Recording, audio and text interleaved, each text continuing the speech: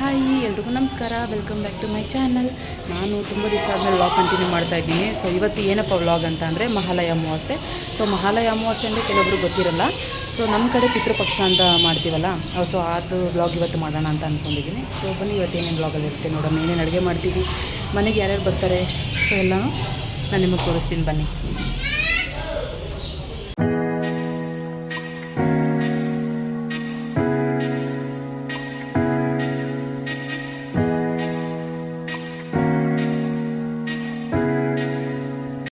ನಾನು ಸ್ವಲ್ಪ ಔಟ್ಸೈಡೆಲ್ಲ ಹೋಗಿ ಅವಾಗ ತಾನೇ ಮನೆಗೆ ಬಂದೆ. ಎಲ್ಲರೂ ಬಂದಿರ್ತಾನೆ ಅಂತ ಅಂದ್ಕೊಂಡೆ, ಬಟ್ ಯಾರೂ ಬಂದಿರಲಿಲ್ಲ ಇನ್ನು.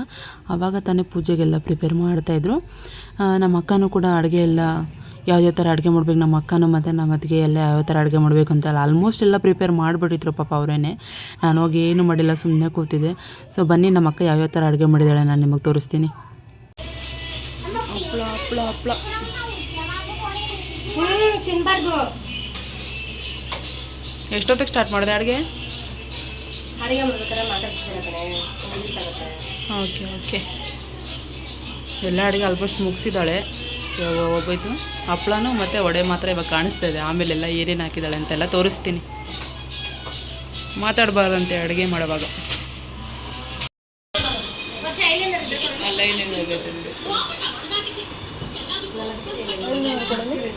ಐಲೈನರ್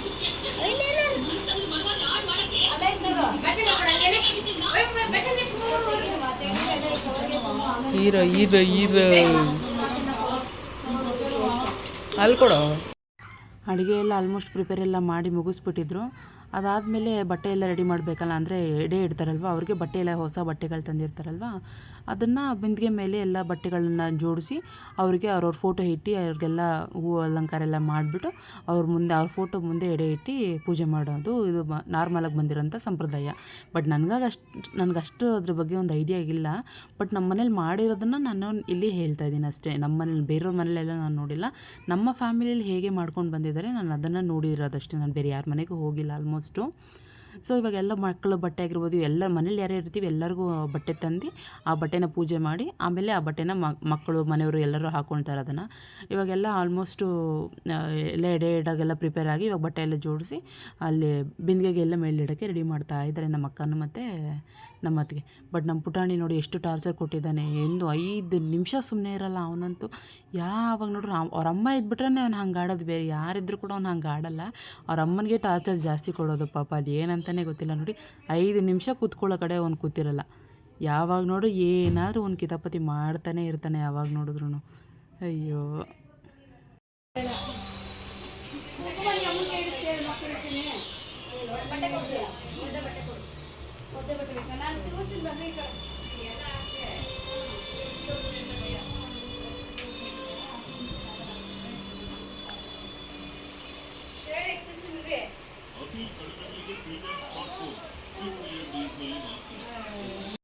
ಇವಾಗ ನಮ್ಮ ತಾತ ಅಜ್ಜಿ ಫೋಟೋಗೆ ನಮ್ಮಪ್ಪ, ನಮ್ಮ ಚಿಕ್ಕಪ್ಪ, ನಮ್ಮ ದೊಡ್ಡಪ್ಪ ಫೋಟೋಗೆಲ್ಲ ನಮ್ಮ ಅಕ್ಕ ಅರ್ಶಿನ ಕುಂಕುಮ ಇಡ್ತಾ ಇದ್ದಾಳೆ. ಅದನ್ನೇ ಕೇಳ್ತಾ ಇದ್ದೆ, ಏನಕ್ಕೆ ಅದು ನಮ್ಗೆ ಫೋಟೋ ಸ್ವಲ್ಪ ಸೊಟ್ಟ ಥರ ಇಡ್ತೀಯಲ್ಲ ಯಾಕೆ ಅಂತ ಕೇಳ್ತಿದ್ದೆ. ಇಲ್ಲ ಅದು ಹಾಗೆ ಇಡಬೇಕು, ಏನೋ ನಮಗೆ ಅದು ಡೈರೆಕ್ಟಾಗಿ ಹಂಗೆ ಕಾಣುತ್ತೆ, ಬಟ್ ಫೋಟೋ ನೋಡಿದ್ರೆ ಅಬ್ಸರ್ವ್ ಮಾಡಿ ನೋಡಿದ್ರೆ ಕರೆಕ್ಟಾಗಿ ಅವ್ರ ಹಣೆ ಮೇಲೇ ಫೋಟೋ ಅರ್ಶಿನ ಕುಂಕುಮ ಇರೋ ಥರನೇ ಕಾಣುತ್ತೆ, ಕರೆಕ್ಟಾಗಿ ನೋಡು ಅಂತ ಅಂದು. ಆವಾಗ ನಾನು ಸೊಟ್ಟ ಕೂತಿರೋದ್ರಿಂದ ನನಗೆ ಸೊಟ್ಟ ಕಾಣಿಸ್ತೆ, ಸೊಟ್ಟ ಇಟ್ಟಿದ್ದಾಳೆ ಇವಳು ಅಂತ ಅನ್ನಿಸ್ತಾಯಿತ್ತು. ಬಟ್ ನಾನು ಸ್ಟ್ರೈಟಾಗಿ ಹೋಗಿ ನೋಡಿದಾಗ ನನಗೆ ಯಾವುದು ಕರೆಕ್ಟಾಗಿದೆ ಅಂತ ಒಂದು ಫೀಲ್ ಆಯಿತು. ಆಮೇಲೆ ಏನಕ್ಕೆ ಈ ಥರ ಇಡೋದು, ಯಾವ್ಯಾವ ಥರ ಪೂಜೆ ಮಾಡ್ತೀವಿ, ನನಗೇನೋ ಅದು ಪ್ರತಿ ವರ್ಷವೂ ಕೂಡ ನಾನು ಮರ್ತಿ ಹೋಗ್ತೀನಿ. ಸೊ ಹಂಗಾಗಿ ಪ್ರತಿ ವರ್ಷ ನಮ್ಮ ಅಕ್ಕ ಹತ್ರ ಕೇಳ್ತಾ ಇರ್ತೀನಿ, ಏನಕ್ಕೆ ಇದು ಪೂಜೆ ಮಾಡೋದು, ಏನಕ್ಕೆ ಹಿಂಗೆಲ್ಲ ಇಡೋದು, 3 ಎಡೆ ಇಡೋದ, 2 ಎಡೆ ಇಡೋದ, ಏನು ಮಾಡ್ತಾರೆ, ಯಾವ್ಯಾವ ಥರ ಅಡುಗೆ ಮಾಡೋದು ಎಲ್ಲ ನಾನು ಪ್ರತಿ ವರ್ಷವೂ ನಮ್ಮ ಅಮ್ಮ ಹತ್ರ ನಮ್ಮ ಅಕ್ಕ ಹತ್ರ ಕೇಳ್ತಾನೆ ಇರ್ತೀನಿ. ಅವರು ಪ್ರತಿ ವರ್ಷ ನನಗೆ ಆನ್ಸರ್ ಮಾಡ್ತಾನೆ ಇರ್ತಾರೆ. ಹೇಗೆ ಏನಕ್ಕೋಸ್ಕರ ಹೇಗೆ ಮಾಡಬೇಕು, ಅವ್ರು ಮಾಡುವಾಗ ಏನು ಎಂಜಾಯ್ ಮಾಡಬಾರ್ದು, ಅಂದರೆ ಊಟ ಫುಲ್ಲು. ನಮ್ಮಮ್ಮ ಅಂತೂ ಬೆಳಗ್ಗೆಯಿಂದ ಆಲ್ಮೋಸ್ಟ್ ಸಂಜೆ ಆಗೋವರೆಗೂ ಉಪವಾಸನೇ ಇರ್ತಾರೆ. ಏನು ಬೆಳಗ್ಗೆಯಿಂದನೇ ಏನು ಊಟ ತಿಂದಿರಲ್ಲ ಅವರು. ಸಂಜೆ ಏನು ಎಡೆ ಎಲ್ಲ ಇಟ್ಟು ಪೂಜೆ ಎಲ್ಲ ಮಾಡ್ತಾರೆ ನೋಡಿ, ಅದಾದಮೇಲೆ ಅವರು ಆ ಎಡೆನೇ ಎತ್ತಿ ಅವರು ಪೂಜೆ ಮಾಡಿಬಿಟ್ಟು ಊಟ ಮಾಡ್ತಾರೆ. ಆ ಎಡೆಯಲ್ಲಿರೋಂಥ ಊಟನೇ ನಮ್ಮಮ್ಮ ತಿನ್ನೋದು. ಹಾಗಾಗಿ ಎಲ್ಲ ಪೂಜೆ ಎಲ್ಲ ಮಾಡ್ತಾರೆ, ಫೋಟೋ ಇಡ್ತಾರೆ, ಎಲ್ಲಿಡಬೇಕು ಏನೋ ಅಂತ ತೋರಿಸ್ಕೊಂಡು ಯಾವ ಥರ ಇಟ್ಟರೆ ಕರೆಕ್ಟಾಗಿ ಅದು ಬೀಳಬಾರ್ದು. ಒಂದು ಸತಿ ಇಟ್ಟರೆ ಅದು ಬೀಳೋ ಥರ ಇಡಬಾರ್ದು. ನೀಟಾಗಿ ಒಂದು ಸತಿ ಫಿಕ್ಸ್ ಮಾಡೋ ಥರ ಇಟ್ಬಿಟ್ರೆ ಕರೆಕ್ಟಾಗಿ ಅದು ಪೂಜೆ ಎಲ್ಲ ಆಗೋವರೆಗೂ ಆಮೇಲೆ ಮತ್ತೆ ನೆಕ್ಸ್ಟ್ ನಾವು ಎತ್ತಿಡೋವರೆಗೂ ಅದು ಮಾರನೇ ದಿನವರೆಗೂ ಹಾಗೇ ಇರಬೇಕದು. ಸೊ ಹಾಗಾಗಿ ಕರೆಕ್ಟಾಗಿ ನೋಡ್ಕೊಂಡು ಯಾವ ಥರ ಇಟ್ಟರೆ ಜಾಗ ಕರೆಕ್ಟಾಗಿ ಕೂತ್ಕೊಳ್ಳುತ್ತೆ ಅದು ಅಂದ್ಬಿಟ್ಟು ನೋಡಿಕೊಂಡು ನಮ್ಮ ಅಕ್ಕ ಎಲ್ಲ ನೀಟಾಗಿ ಹಾರ ಹೂವೆಲ್ಲ ಹಾಕಿ ನೀಟಾಗಿ ಅಲಂಕಾರ ಮಾಡ್ತಾಯಿದ್ದಾಳೆ. ನಮ್ಮ ಮನೇಲಿ ಯಾವುದೇ ಒಂದು ಪೂಜೆ ಮಾಡಿದ್ರು ಆಲ್ಮೋಸ್ಟ್ ದೇವ್ರ ಕೆಲಸ ನಮ್ಮ ಅಕ್ಕನೇ ಮಾಡೋದು. ಬಿಕಾಸ್ ಅವಳು ಒಂದು ಪರ್ಫೆಕ್ಷನಿಸ್ಟ್ ಆಗಿ ಮಾಡ್ತಾಳೆ ಅವಳು. ಒಂದು ಹಾರ ಹಾಕಿರ್ಬೋದು, ಹೂವು, ಒಂದು ಡೆಕೋರೇಷನ್ನು, ದೇವ್ರದ್ದು ಇವ್ರದ್ದು ಮಾತ್ರ ಅಂತಲೇ ಅಲ್ಲ, ದೇವ್ರದ್ದು ನಮ್ಮಲ್ಲಿ ಯಾವುದೇ ಒಂದು ಫಂಕ್ಷನ್ ಆದ್ರೂ ಅವಳು ಕರೆಕ್ಟಾಗಿ ಮಾಡ್ತಾಳೆ ಪರ್ಫೆಕ್ಟಾಗಿ. ಹಂಗಾಗಿ ಅವಳ ಮೇಲೆ ಎಲ್ಲರೂ ಡಿಪೆಂಡ್ ಆಗಿಬಿಟ್ಟಿರ್ತೀವಿ. ಸೊ ಇವಾಗ ಬನ್ನಿ ನೋಡಿ, ಇಷ್ಟು ಥರ ಅಡುಗೆ ಮಾಡಿದ್ದಾರೆ. ಅದರಲ್ಲಿ ಎಷ್ಟೊಂದು ಮನೆಯಲ್ಲೇ ಆಲ್ಮೋಸ್ಟ್ ಮಾಡಿರೋದು. ಕೆಲವೊಂದು ತಿಂಡಿ ಪದಾರ್ಥಗಳು ಮಾತ್ರ ಬೇಕರಿಯಿಂದ ತಂದಿರೋಂಥ ಐಟಮ್ಸು. ಇನ್ನು ಊಟ ಮುದ್ದೆ, ಅನ್ನ, ಸಾರು, ಕಾಳು ಸಾರು, ಪಲ್ಯಗಳು, ಹಪ್ಪಳ, ವಡೆ, ಪಾಯಸ ಇದೆಲ್ಲ ಆಲ್ಮೋಸ್ಟ್ ನಮ್ಮ ಮನೆಯಲ್ಲೇ ಮಾಡಿಬಿಟ್ರು ಪಾಪ ಎಲ್ಲರೂ. ಕೆಲಸ ಎಲ್ಲರೂ ಆಲ್ಮೋಸ್ಟ್ ಲೀವ್ ಇತ್ತಲ್ಲ, ಇವತ್ತು ಗಾಂಧಿ ಜಯಂತಿ ಬೇರೆ ಇತ್ತು. ಸೊ ಹಾಗಾಗಿ ಎಲ್ಲರೂ ಲೀವ್ ಹಾಕ್ಬಿಟ್ಟು, ನನಗಂತೂ ಲೀವ್ ಇತ್ತು, ಮನೆಯಲ್ಲಿ 2-3 ಜನಕ್ಕೆ ಲೀವ್ ಇತ್ತು. ಇನ್ನೂ 2-3 ಜನ ಲೀವ್ ಹಾಕಿದ್ರು ಅವರೇನೆ, ಎಸ್ಪೆಷಲಿ ಲೀವ್ ಹಾಕ್ಬಿಟ್ಟು, ಯಾಕೆಂದರೆ ಹಬ್ಬ ಅಂದರೆ ಮನೇಲಿ ಮಾಡಲೇಬೇಕಲ್ವ, ಏನೂ ಮಾಡೋಕ್ಕಾಗಲ್ಲ. ಸೊ ಎಲ್ಲನೂ 3 ಎಡೆಗೂ ಹಂಚ್ತಾ ಇದ್ದಾರೆ. 1 ಎಡೆ ಮೇಲ್ಗಡೆ ಬೆಳಗ್ಗೆ ಮಾರನೇ ದಿನ ಹೋಗಿ ಟೆರೆಸಲ್ಲಿ ಇಡ್ತಾರೆ. ಇನ್ನು 2 ಎಲೆನ ಮನೆಯವರೇ ತಿನ್ನಬೇಕು. ಸೊ 1 ಎಡೆಯಲ್ಲಿ ನಮ್ಮ ಅಣ್ಣನೂ ಮತ್ತು ನಮ್ಮ ಅತ್ತಿಗೆ ಮಕ್ಕಳು ತಿಂದರು, ಇನ್ನೊಂದು ಎಡೆಯಲ್ಲಿ ನಾನು ಮತ್ತು ನಮ್ಮಮ್ಮ ತಿಂದ್ವಿ. ಇವಾಗ ಅನ್ನ ಸಾರು ಎಲ್ಲ ಹಾಕಿ ಪೂಜೆ ಮಾಡೋಕ್ಕೆ ರೆಡಿ ಮಾಡ್ತಾ ಇದ್ದಾರೆ ಇವಾಗ. ಸೊ ಎಲ್ಲ ರೆಡಿ ಆಯಿತು, ಇವಾಗ ಪೂಜೆ ಮಾಡ್ತಾಯಿದ್ದಾರೆ.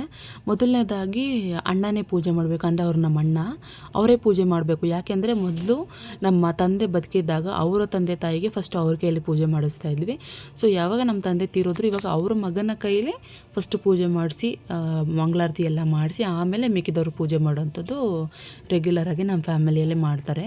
ಸೊ ಹಾಗಾಗಿ ಇವಾಗ ನಾವು ಪ್ರತಿ ವರ್ಷ 6 ಗಂಟೆ ಒಳಗಡೆ ಪೂಜೆ ಮಾಡಿಬಿಡ್ತಾಯಿದ್ವಿ. ಬಟ್ ಈ ಸತಿ ತುಂಬಾ ಲೇಟ್ ಆಗೋಯಿತು ನಮಗೆ. ಇದನ್ನು ಪೂಜೆ ಮಾಡಿದಾಗೆ ಆಲ್ಮೋಸ್ಟ್ 7-7:30 ಆಗೋಗಿತ್ತು ನಮಗೆ. ಈ ಸತಿ ಸಖತ್ ಲೇಟ್ ಆಯಿತು. ಅಡುಗೆ ಎಲ್ಲ ಬೇಗ ಆಗಿತ್ತು, ಬಟ್ ಏನೋ ಪೂಜೆ ಮಾಡೋದೇ ಅಲ್ಲಿ ಅಲಂಕಾರ ಆಗಿರ್ಬೋದು, ಬಟ್ಟೆ ಇಡೋದು, ಜೋಡಿಸೋದು, ಇದೇ ಆಲ್ಮೋಸ್ಟ್ ನಮಗೆ ಸ್ವಲ್ಪ ಲೇಟ್ ಆಗೋಯಿತು ನಮಗೆ. ಸೊ ಇವಾಗ ನಮ್ಮ ಅಣ್ಣ ಪೂಜೆ ಮಾಡಿ, ಅವ್ರು ಪೂಜೆ ಮಾಡಿ ಮಂಗಳಾರತಿ ಮಾಡಾದಮೇಲೆ ಎಲ್ಲರೂ ಪೂಜೆ ಮಾಡ್ತೀವಿ.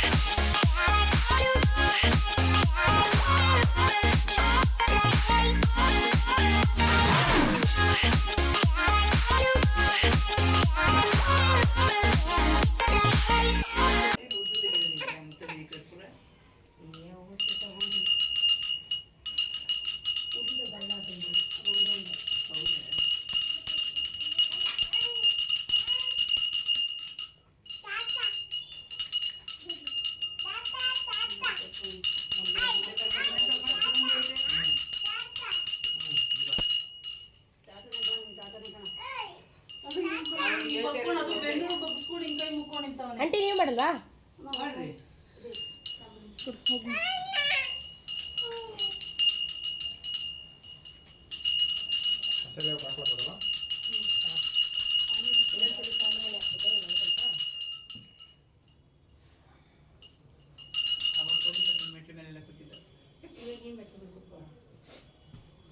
ಹೌದು ಕರೆಕ್ಟ್. ಓದ್ಸತಿನೇ ಅದು ಪಕ್ಷ ಮಾಡಿದಾಗ ಅಲ್ಲಿದ್ದಿದ್ದ ಆ ಮನೇಲಿ.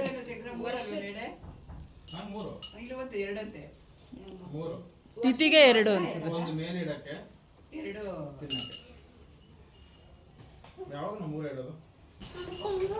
ಗೊಂಬೆ ಮಾ ಬೈ ಕಡೆ. ಇನ್ನೊಂದ್ಸಲ ಹಾಕ್ಬಿಡೋಣ ಸಾಂಬ್ರಾಣಿ ಇದೆಲ್ಲ ಇನ್ನೊಂದ್ಸಲ.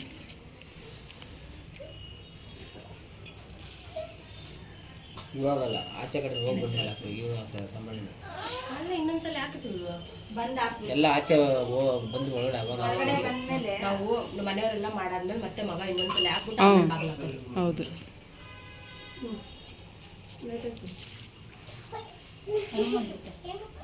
ವೈಭವ ಕೈ ಮುಗಿದಂಗೆ. ವೈಭವ ಬಾತ್ರೂಮ್ ಒಂದು ಬಾಗ್ಲ ಹಾಕ್ರಿ. ಬಾತ್ರೂಮ್ ಬಾಗ್ಲ ಅಡುಗೆ ಮನೆ ಲೈಟ್ ಆಫ್ ಮಾಡ್ಬಿಡು. ಇದೊಂದು ಲೈಟ್ ಇಟ್ಟು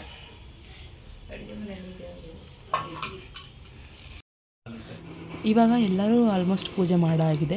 ಪೂಜೆ ಮಾಡಾದ್ಮೇಲೆ ಏನಂತ ಅಂದರೆ ಕೊನೆಯದಾಗಿ ಇನ್ನೊಂದ್ಸತಿ ಸ್ವಲ್ಪ ಜಾಸ್ತಿ ಸಾಂಬ್ರಾಣಿ ಹೊಗೆ ಹಾಕ್ಬಿಟ್ಟು ಒಂದು 5 ನಿಮಿಷ ಇಲ್ಲ 10 ನಿಮಿಷ ಈಚೆಗಡೆ ವೆಯ್ಟ್ ಮಾಡಿ ಆಮೇಲೆ ಮನೆಗೆ ಬಂದು ಅಲ್ಲಿ ಏನು ಎಡೆ ಇಟ್ಟಿದ್ದಾರೆ ಅದೆಲ್ಲ ಊಟ ಮಾಡೋವಂಥದ್ದು ಕೂಡ ಒಂದು ಪದ್ಧತಿ ಆಯಿತು.